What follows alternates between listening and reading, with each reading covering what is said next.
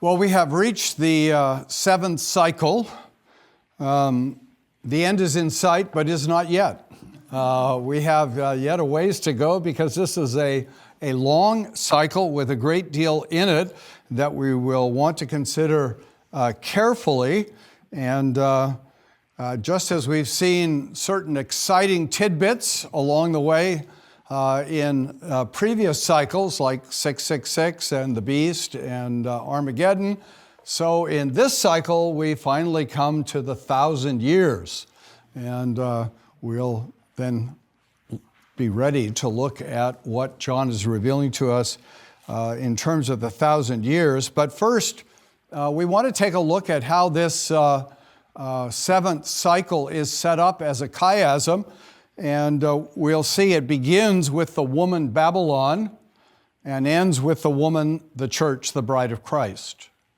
And we'll see that it speaks about judgment on Babylon, and then it speaks about judgment on the beast and the dragon. Then it talks about the lament for fallen Babylon, and it talks about the celebration of the victory of the Lamb. And in the very heart of it then is praise to God for what he has done. So you'll notice that sometimes in a chiasm, the corresponding elements are similar and supportive. Sometimes they're contrasting, but they're on a similar kind of theme in a way. So this encourages us to see that I think this cycle really is arranged chiastically, and it also reinforces in some ways what we've seen in terms of the other cycles, because as this cycle begins and ends with the woman, and particularly ends with the woman, the church, the bride of Christ, it draws us back to the fourth cycle in the middle of the book, which was about the woman in her glory as the church and yet struggling, and then draws us back to cycle one, which is about the seven churches. Not so much identified as a woman, but still all interconnected in meaning. So cycle one is about the church in first century struggles, but with perennial problems. Cycle four is about the church through the whole history of the church struggling. And now at the end of cycle seven, we'll see the church glorified at the end of history. So all of this seems to really tie together as the books of the Bible do and should be seen as doing. So here we are looking at this seventh cycle, and it begins with this picture of the great prostitute. Chapter 17, verse 1, then one of the seven angels who had the seven bowls. So here again, we see the tie-in from cycle to cycle, seven bowls of judgment in the sixth cycle. Now, one of those angels comes to John and says, come, I will show you the judgment of the great prostitute who is seated on many waters, with whom the kings of the earth have committed sexual immorality, and with the wine of whose sexual immorality the dwellers on the earth have become drunk. So here is the great prostitute, in cahoots with the kings of the earth. I think that's a Greek word, cahoots. In cahoots with the kings of the earth. So this is very much political power, I think. The great prostitute is linked to kings. These are political alliances that are going on here in service of immorality. And having promised to show the great prostitute, he, the angel, verse 3, carried me away in the spirit into a wilderness. And I saw a woman sitting on a scarlet beast that was full of blasphemous names, and it had 7 heads and 10 horns. A scarlet beast. We haven't had a scarlet beast before. I think this is a conflation of the red dragon or the fiery dragon and the beast from the sea. So again, it reinforces the notion that these are symbols. When you have symbols, you can take them and rearrange them in certain ways, and they continue to bear a similar meaning. It's not that we're constantly getting new actors here. We're having the same basic actors being described in different ways. And what we're seeing here is how Babylon, the great prostitute, the political corrupt power is in alliance always with the dragon, the beast, religious corrupt power. And that's being represented here for us. Verse 4, the woman was arrayed in purple and scarlet and adorned with gold and jewels and pearls, holding in her hand a golden cup of abominations and the impurities of her sexual immorality. So here she's presented as, at first glance, splendid, dressed in expensive colors, adorned with expensive jewels. Here is the world's effort at splendor. Did you see that recent show in New York? They had it on the news, the Met something and gala, and all these women in all these crazy, I'm sorry, if you have one of those dresses, I apologize. They struck me as crazy dresses, lavish. You can't imagine the tens of thousands of dollars these things cost. And this is the way the prostitute is, just decked out in all of the world's finery and glory. And in her hand, she has a golden cup full of abominations. See the paradox. The greater the effort at splendor, of power, of success, the deeper the reality of corruption. That's what's pictured here.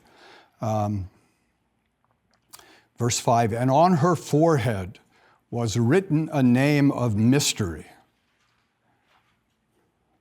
Babylon the Great, mother of prostitutes and of the earth's abominations. Now, we've had several names written on foreheads before here, haven't we? We've had the name of the Father and Jesus written on the forehead of those who are sealed for God. And we've had the mark of the beast on the forehead or on the right hand, sealing those who belong to the evil one. John has probably drawn that image from the turban or the mitre that the high priest wore when he ministered in the temple. Because you remember from the turban of the high priest, there hung a stone before his forehead. And on that stone was engraved the words, "Holy to the Lord." And it symbolized, of course, the holiness of the priest in his service of God. It was carved as if a signet ring, so it would be almost stamped on the forehead of the high priest, "Holy to the Lord," set apart for the Lord. And now that imagery has been picked up in the book of the Revelation in a variety of ways to say either we are holy to the Lord, that's the mark on our forehead, or the mark on our forehead reads, "Unholy against the Lord." And that's what is being represented of those who dwell on earth and of Babylon. And her name was a mystery. Babylon the Great, mother of prostitutes and of earth's abominations. Well, what's the mystery there? It seems pretty plain. Well, maybe the mystery, if there is one, is who exactly is Babylon again? We've heard Babylon talked about. Well, we haven't had extensive introduction to Babylon. And now all of a sudden we're going to see who this Babylon that we were just told back in chapter 14 had fallen, who is she really? And what we're going to learn is that she is full of the earth's abominations. But it's not just a general sort of political corruption and wickedness. Verse 6, and I saw the woman drunk with the blood of the saints, the blood of the martyrs of Jesus. We've noticed the name Jesus isn't used very much, but here it's used very powerfully. We don't want any mistake about this. This isn't a symbol, this is a reality. Those who have lived and died for Jesus have been persecuted by this power, this bloodthirsty power. When I saw her, I marveled greatly, but the angel said to me, "Why do you marvel? I will tell you the mystery of the woman and of the beast with the 7 heads and the 10 horns that carries her. the beast that you saw was and is not, and is about to rise from the bottomless pit and go to destruction. Now, the beast, you remember, is the representation of false religion in the world. And did you catch the irony of what is said about this beast? He was, and he is not, and he will go to destruction. Aping God and missing all the way around. He was, and God was. But God is, and he is not. And God is coming, and he is going to destruction. So the contrast is really sharp there and powerfully expressed. So here we have this picture, and we're told then, going on in verse 8, and the dwellers on earth whose names have not been written in the book of life from the foundation of the world will marvel to see the beast, because it was and is not and is to come. So the dwellers on the earth still haven't got it. They still marvel at the beast. They're still drawn to the beast. They haven't seen his failure. And that's the sad reality in which they find themselves. This calls for a mind with wisdom. Now we're beginning to get an explanation. The 7 heads are the 7 mountains on which the woman is seated. Now, what was always said of Rome? It was a city built on 7 hills. And that surely is an allusion here. And it's not too much to say, I think, that in the first century, Rome was the great expression of Babylon. But you notice it does say 7 mountains, not 7 hills. And I think probably that's intentional to say Rome is one of the manifestations of Babylon, but not the only one. There will be many manifestations of Babylon, and I think that's presented for us in what follows. And the 10 horns that you saw are 10 kings who have not yet received royal power, but are to receive authority of kings for 1 hour together with the beast. So who are the 10 kings? You can't imagine the amount of time that's been given to try to figure out who the 10 kings are and the various kings that have been proposed. And, we've already said so often in the book of the Revelation, sequence is not chronology, but sequence is elaboration on the basic point being made. I think the basic point is Babylon is 10 kings. 10 kings are all the kings that are going to come along and make a mess of things. And so the point is not to name the 10 kings one by one, but to recognize there will be any number, and however powerful they appear, they don't amount to much. They've only got an hour. Remember how important time is in this book. They've only got an hour. Each one of them, only an hour. They come and they go. Kings think they're important while they're there, but they're gone in a moment. And that's what's being given to us as a reminder here. The 10 horns that you saw are 10 kings who have not yet received royal power, but they are to receive authority as kings for 1 hour together with the beast. These are of one mind. They're all united. They're all one. They're all the same thing. And they hand over their power and authority to the beast. They may not even know it, but they're serving the deeper religious reality of existence. They will make war on the Lamb, and the Lamb will conquer them, for he is Lord of lords and King of kings, and those with him are called and chosen and faithful. If you went through the book of the Revelation and just collected the crystal clear statements about who we are and who Jesus is, it would be a wonderful collection. Maybe we ought to do that sometime. But what a wonderful, clear statement this is. They make war on the Lamb, and the Lamb will conquer them. Why? Because he's Lord of lords and King of kings. You can have 10 kings, you can have 20 kings, you can have 100 kings. The Lamb is King of kings. And he's Lord of Lords. He's in charge. He's in authority. He will be victorious, as will be those with him who are called, chosen, and faithful. That's a wonderful combo. Have you been called to the Lamb? Sure you have. And if you've been called to the Lamb and come, then you can know you were chosen by the Lamb. And if you're chosen by the Lamb, you will be faithful to the Lamb. What a wonderful description of Christian experience, called, chosen, and faithful. And the angel said to me, the waters that you saw where the prostitute is seated are peoples and multitudes and nations and languages. So this is political power all over the world. And the 10 horns that you saw, they and the beast will hate the prostitute. They will make her desolate and naked and devour her flesh and burn her up with fire.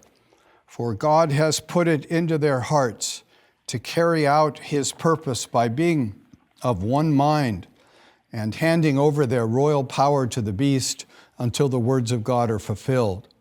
And the woman that you saw is the great city that has domination over the kings of the earth. You see the picture there? What's one of the great restraints on political power, evil political power, corrupt political power? They all fight with each other. They all devour each other. And how often that's been the case in human history. When the church, facing great struggle and difficulty, has suddenly seen the persecutors overthrown, maybe not by better people, but at least for a time there's a breathing space. I always think of the repeated image in the Psalms where it says, those who dug a pit for us to fall into have fallen into it themselves.